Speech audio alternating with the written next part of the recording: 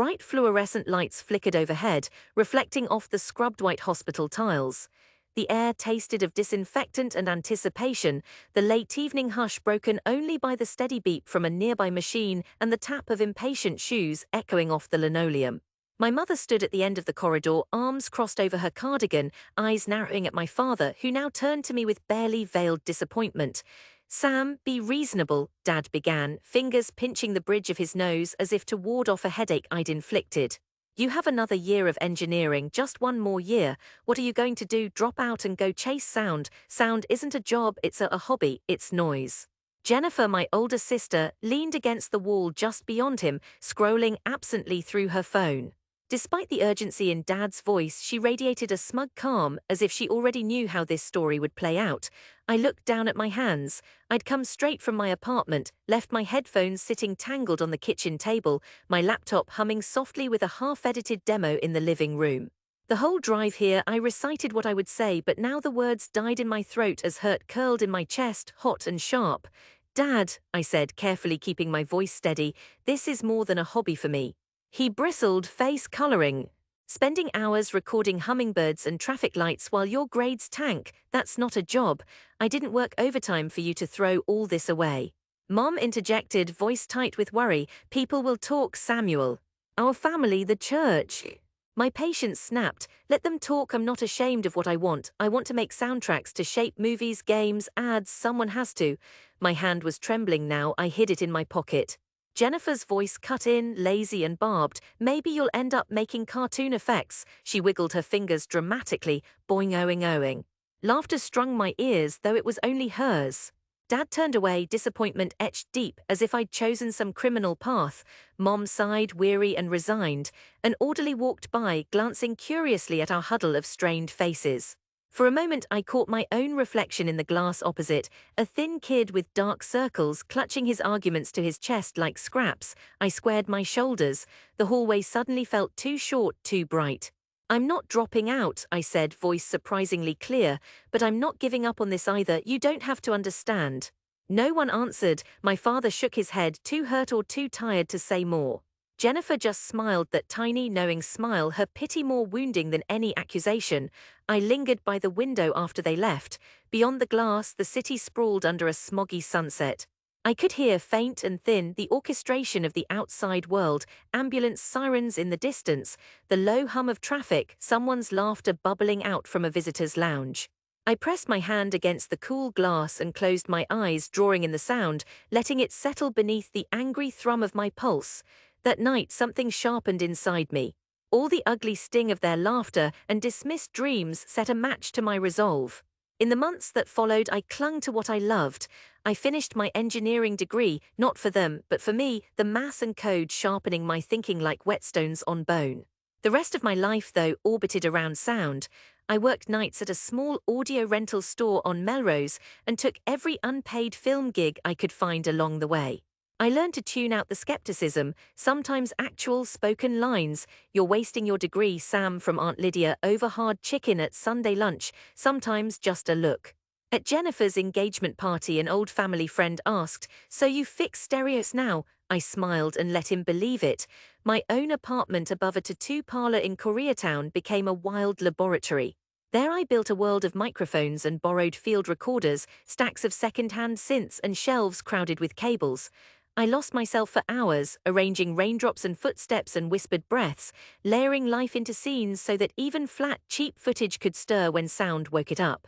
But success was ugly and hungry at first. I canned beans, lost weight, pawned my bike for rent some months. When gigs dried up, I took freelance tech jobs on the side to survive. Some nights as I wandered half-lit streets gathering ambient sound, I wondered if Jennifer was right, if this wasn't just a slow, creative suicide. The city, indifferent and deaf, shrugged all my doubts back at me. And yet each time I got a gig, however small, however thankless, I found a stubborn joy. Directors sent me shaky student films, short on talent but brimming with big ideas. I gave them my best, made rainstorms from tapping on tinfoil, and stoked the tension of horror scenes with creaking door samples lifted from my own apartment. The first time a director called back, saying, "The sound made the whole thing come alive," I actually wept. Just a little, years passed, sometimes family called, dad's cough growing worse, mom's doctor visits. Each time their voices asked after me with the forced politeness reserved for spectres. I answered politely, always editing away my victories, omissions trimming hope into something neutered and unthreatening. Then, a year after Jennifer gave birth to my niece, I landed a job as an assistant sound designer on a mid-budget thriller. It wasn't a blockbuster, but the director, a volcanic man with wild hair, cared deeply. He let me run wild, pushing boundaries, inventing new soundscapes, stacking desperate breaths and ear-splitting silences into something that made the editor turn and stare. When they screened the final cut for the producers, I stood in the back of the theater, sweater balled in my fists, afraid to exhale. At a key moment, a flash of violence, silence, then a monstrous, enveloping drone I'd built from underwater recordings, someone audibly gasped. My heart tripped. As the credits rolled, the producer mouthed who did sound, and the director pointed me out. After, in the blinding light of the lobby, the producer shook my hand. "Beautiful job," he said. "It's like you gave it a second skin." I ran all the way home, laughter and disbelief tangled in my breath. That night I sent my parents a text, "Look for Dead Cold in theaters in February." I did the sound design. There was no reply. Time has a way of filling the spaces sorrow once hollowed out. I built a reputation, helped birth a handful of indies into the world, each bigger than the last. People started asking for me by name. I led my first team, signed with a small agency, tasted the peculiar rush of being wanted. A director mailed me a box of dark chocolate with a note, "Your storm made the ending." Thank you, I taped it above my desk. Mostly I just worked. I learned the discursive, secret language of Lowe's angels after midnight, the hiss of irrigation sprinklers, the distant metallic wail of the blue line, gluey with night fog. I poured strangers' heartbreak into mixes that would make others weep. Each tape and track felt like a silent secret handshake with the world I'd loved since childhood. Then, last spring, my agent called. "There's an opening on Sunlit Rising. Big studio, they want to try someone new. I dropped your name. You have a shot," she said, voice barely concealing the thrum of hope. Sunlit Rising was a prestige project. A big Oscar-type drama helmed by a director known for meticulous detail and a composer whose scores people felt in their teeth. I'd studied their films late at night, headphones pressed to aching ears, tracing the shape of their soundscapes with longing. The interview was in a glass-walled office high above Wilshire, 10 floors of sunlight bouncing between towers. They asked about technique, intention, collaboration. When I answered, calm but with my heart stampeding under my ribs, I told the truth. Sound is the subconscious of the story. You don't notice it if it's right, but you know when it's missing. A week later I got the call, "They chose you." I stood in my dark apartment, phone jittering in my hand, and for the first time in years I let myself sob. Not because I needed sympathy from the world, but because all those nights, all the hunger, the small humiliations, the cheap coffee and venomous doubt, had not been wasted. The process was grueling, magnificent.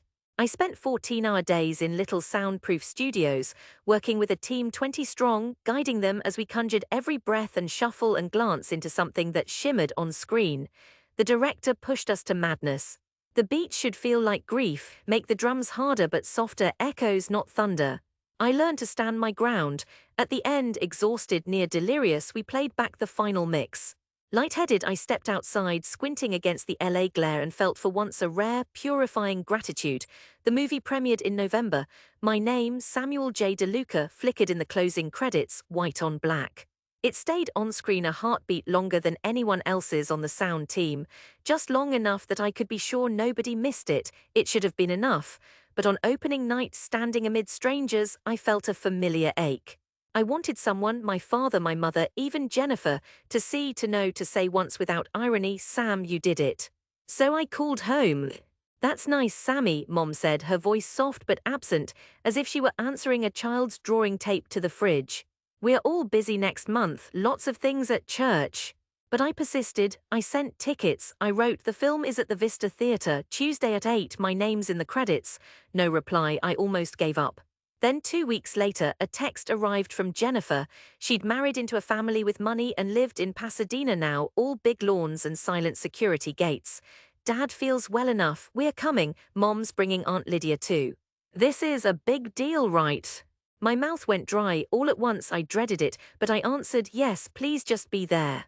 Tuesday night, I arrived early, sweating in a suit I'd not worn since graduation. The Vista's neon sign buzzed overhead, streetlights trickling gold onto the sidewalk as a line of moviegoers fidgeted with tickets. I saw my mother first, her grey hair set, lips pinched with anxiety. Jennifer, dressed in severe navy, looped 2 steps behind. My father stood quietly, cane in one hand. Aunt Lydia wore a lavender scarf, the same one she'd worn at Jennifer's wedding. "Sammy," Mom said, hugging me with measured affection. "So you made this?" "Not all of it," I clarified. "Just listen, it's hard to explain, but just watch it." Inside, the theater was half full, the air perfumed with popcorn. We sat together, awkward in the dark, the screen flickering to life with the hush of expectation. I could feel them all beside me, every doubt, every mocking laughter, every be reasonable looping in my brain. The opening shot. Dawn light breaking over a blood-orange horizon, a dog barking distantly, a mother's slippered feet padding on a wooden floor. My sounds, small but true, weaving the texture of the world. For 2 hours my family said nothing. My mother dabbed her eyes twice, my father sat utterly still, and then the closing scene, a lone character staring at the ocean, wind roaring in her ears, every sound swelling and collapsing like grief itself. The credits began, strings trembling underneath. There it was, sudden and undeniable, my name, large as hope, crisp and clear, Samuel J. DeLuca, supervising sound designer. A silence followed as the house lights crept up. My mother stared, stunned. Aunt Lydia fumbled with her purse, eyes wide. My father's lips pressed into a trembling line. Jennifer spoke first. "That's your name." She turned to Dad, almost as if seeking permission. "It's real." My skin prickled, breath held to breaking. Finally my father reached for my hand, his age-freckled skin dry and warm. He squeezed just once. I heard the difference," he said, voice rough. "It's powerful, Sam. Beautiful in its way." My mother blinked, tears darkening the lines at her cheeks. "I didn't know sound could matter like that," she said, marvel twitching at her lips. Aunt Lydia smiled genuinely for the first time. "Not just a hobby then, dear boy." I managed a laugh, small, grateful, not gloating. The ache eased, replaced by something slow-burning and clean. Outside, night air thick with the citrus tang of street vendors, we lingered on the curb. My father looked up at the marquee, my mother slipping her arm through his, Jennifer beside them silent and bright-eyed. Our conversation was gentle, careful, but as we walked together to their car, letting the night fill up the spaces between us, I knew something in my family had shifted.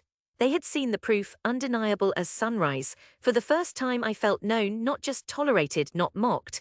In their eyes the burden of skepticism had fallen away. I'd returned with my wounds healed, my dream made real. In the hush of the LA evening, as the city crackled and hummed all around, I was no longer just a noise. I was finally heard.